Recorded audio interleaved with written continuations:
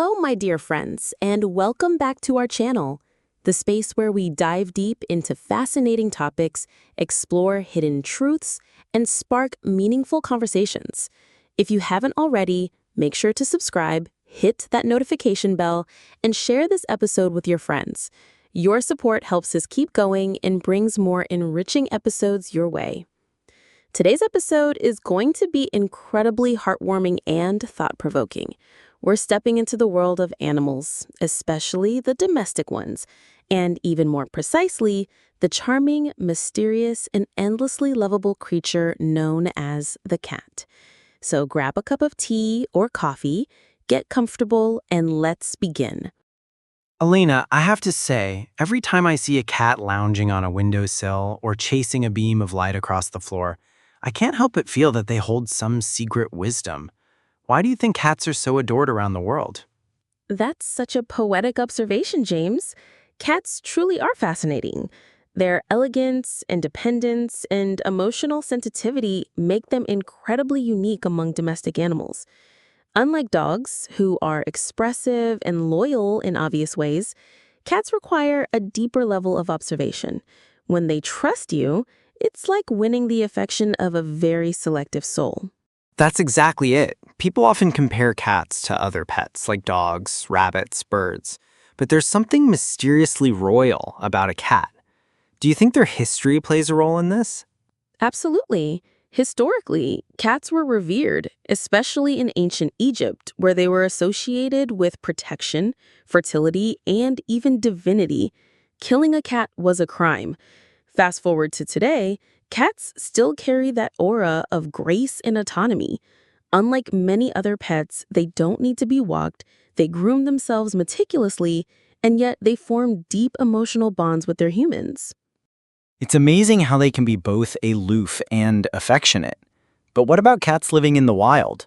I've read there are feral cats in forests and cities. How different are they from the ones we keep at home?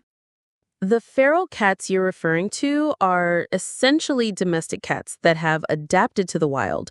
They're more cautious, usually avoid humans and form colonies, but genetically, they're not very different. However, if raised with affection and care, even a feral cat can become domesticated over time. It's all about trust. That trust, it's almost sacred. What about their emotional world? People say cats don't love their owners, that they only stay for food.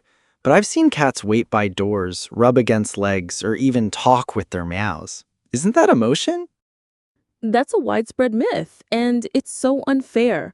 Cats express love in subtle ways. When a cat blinks slowly at you, it's a sign of affection.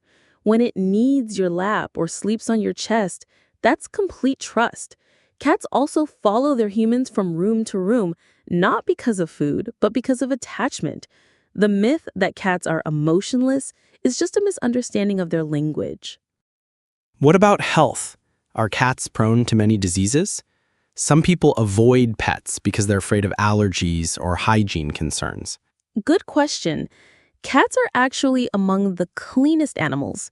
They groom themselves for hours every day, keeping their fur, paws, and even faces clean.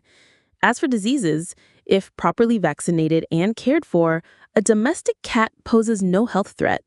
In fact, studies show that living with a cat can lower stress, reduce anxiety, and even improve heart health. That's fascinating. Now tell me, do cats go through something like teenage rebellion? Are there stages in their development like humans? Oh, absolutely. Cats have stages: kittenhood, adorable chaos; adolescence, testing boundaries; adulthood, independence; and senior years, seeking comfort. Adolescent cats, around 6 to 12 months, can be moody, more energetic, and even stubborn. It's their version of being a teenager. That makes so much sense.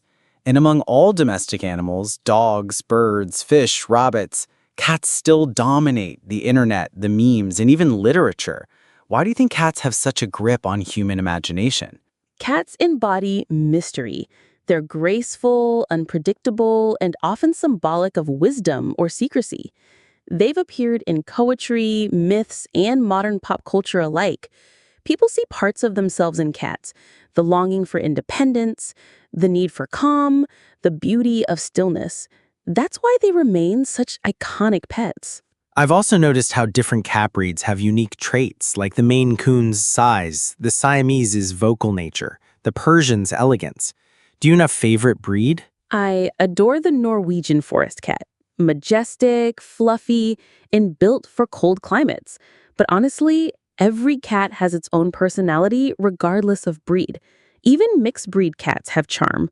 It's all about the connection. What about countries? Where are cats most popular?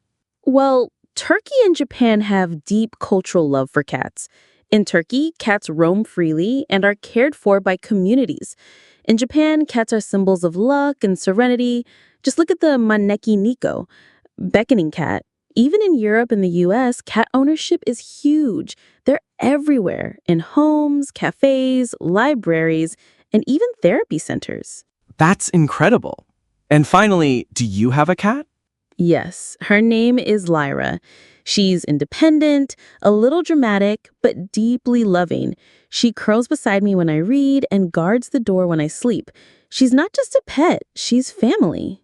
That's beautiful. And with that, I think we've truly opened a window into the soul of the cat, and maybe even into ourselves. Exactly. And if you enjoyed this journey, don't forget to subscribe, like, and share this episode with friends who love animals as much as we do. Your support helps us bring more thoughtful and meaningful content. Let's keep learning together, one story at a time.